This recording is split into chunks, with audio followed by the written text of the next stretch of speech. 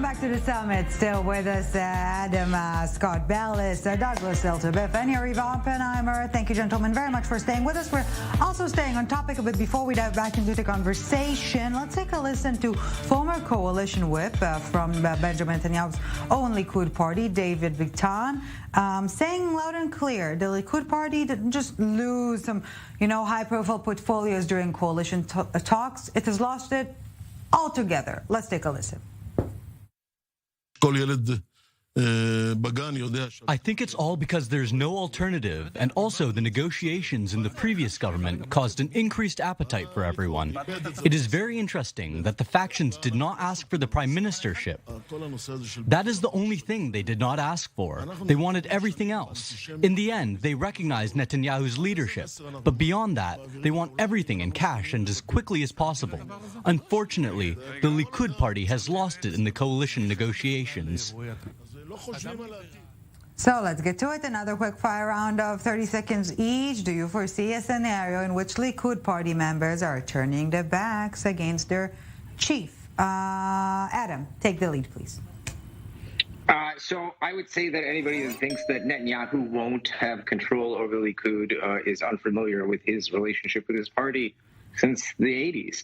Netanyahu has always been able to run not only primary after primary and constantly maintain its leadership, but has also stepped down at times to prop other people up. So I do not foresee there being any issue there. Also, really quick note, every single person that has challenged him for leadership has also failed and failed miserably.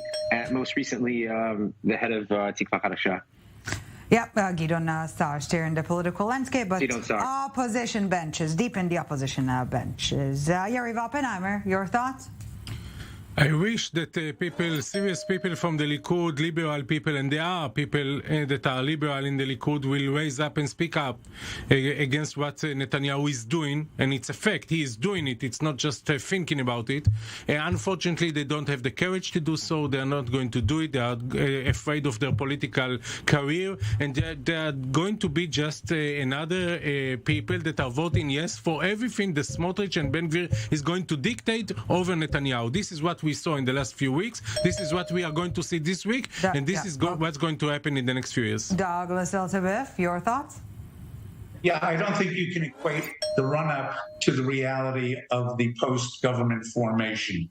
I think that the Likud will stay loyal to Bibi because they will see that he will produce. He will produce on the foreign policy front. He will produce vis-a-vis the Americans, vis-a-vis the Europeans, and they have great respect for that. And as that clip from Bitan said, yes, they had to give away a lot. That was the run-up. Now, in the running of the government, it will be somewhat different, and Bibi will exercise far greater control. And on that note, I agree with Doug. Okay, Adam, take it from here. Oh, no, I was going to say I definitely agree with Doug. Which isn't a surprise. Doug, great to be here with you, by the way. It's very. Well, him and I have never gotten to meet in person. This doesn't count, by the way. No, I think it's very clear that Bibi is setting himself up for success. I think it's very clear that he'll have the Likud in his back pocket, just like he always has. And I think Doug is right. Complaining about what's coming out of negotiations at the onstart is not necessarily such a bad thing. A good negotiation is where both sides walk away angry. I have to tell you both. Just reality check. We are not just talking about negotiation. We are talking. Please let me say something. Let's listen to Harry. I'm saying that look about the legislation of tomorrow. Tomorrow, Netanyahu is going to give Smotrich the control over the most sensitive elements in the West Bank, including settlements, outposts, Palestinian civil administration. He's going to take it away from the defense ministry and to give it to Bezalel Smotrich. This is something that is almost insane, because Netanyahu, as prime minister, is giving away his personal authority over the most sensitive international issues that Israel has. This is also a security issue. So this is a fact. This is legislation. Douglas. It's not an agreement. Yeah. It's not something in the air. It's going to be a new bill, a new law in the Israeli Knesset. So first of all, I think, again, you're overwrought. And I think you're overwrought because your side lost. And you know what? There is a lot of improvement that needs to be made in Judea and Samaria. There's a big problems with Kogat, and thank God they're going to be addressed. And Bibi is so still why not going to be... Netanyahu? So Netanyahu should do it. Why is giving away the authority of the prime minister? Ministry. It's always been part of the defense ministry. And now you have, and this is the great irony here, that you have a lot of festering problems that are going to be addressed. Plus, these right-wing coalition partners are insisting on it, and there is nothing wrong with that. However, overarching all of that will continue to be the Likud-led government and Prime Minister Netanyahu. But gentlemen, do you think that let it be for domestic reasons or for the sake of expanding the Abraham Accords, for example? Will Netanyahu at some point need to expand his government to the left? I mean, I think that Netanyahu, I think it'll go down in history in Israeli politics that this was a very big mistake for Benny Gantz.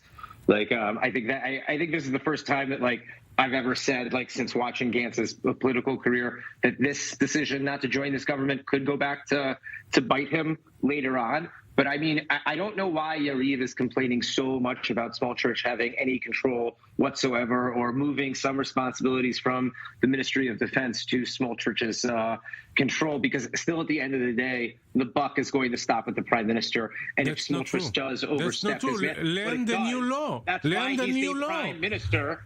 At the end of the day, he can override whatever he wants, and he's able to do that. And also, let's be fair, gentlemen, when Netanyahu held 6 or 7 portfolios at the same time, the left criticized him. Now that he's handing it out, you're criticizing again, Yuri. But I have to tell you something. If I could make you will have to hear it. Believe me. Please. Excuse me, I'm going to make this point, gentlemen. Let's recognize Excuse me. Listen, it's coming out now that the Europeans are squarely behind handing Area C over to the Palestinians. That's true, because they believe in a two-state solution. This idea. But let me say this idea, and they will. Guys, you will Wait, hold on. Listen. I'm going to go back to something. Wait a minute. Excuse me. I'm going to talk right now. Excuse me. First of all, I don't know why you're worrying about. I don't know why you're worrying about the things that you're worrying about, because we're all talking about peace. Okay. The only person that's going to bring peace is Netanyahu with Saudi Arabia. 2. Netanyahu is not going to allow small church to do anything that is going to mess up the Abraham Accords, because that has been on his agenda since at least the last 7 years. Okay. Listen, two things I want to say. First one, listen. Quickly, 3 and then I'm making my last point. Okay. 3, you keep talking about a 2-state solution or 2-state paradigm that is part of the past. Okay, that was part of a solution that involved Israel negotiating from a point or a stance of weakness. We talked about this last time we were on here together, Yariv. We will never go back to anything that is part of that paradigm. There's been a paradigm shift. Let me surprise you. I'm used to be disappointed from the Israeli election. It's not a new thing for me. I'm not talking here about the policy. I'm talking here about democracy. I'm talking about the basic characters of the political system of Israel. I'm talking about a democratic regime. This is scary thing that is going on. When Ben Gvir is going to be the most politicized minister of police, and he is going to have more authorities than ever. This should be a scary thing for every Israeli. And I'm telling you that we can argue about the policy. We cannot argue about democracy. And now it's my turn to talk. I'm the oldest guy in the room. Okay? The left is a broken record. Whenever it loses power, democracy is doomed. All right? Democracy was doomed in 1977 when Begin came in. Democracy was doomed when Sharon came in. Okay, gentlemen, we are out of time.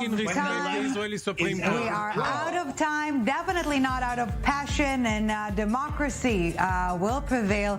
Thank you, Adam Bellos, Scott Bellos, Douglas Eltebeth, and Yariv Oppenheimer. And before we head to our final break, it is with great sadness I'm informing you that Israel's most influential religious zionist, Rabbi Chaim Drukman, passed away.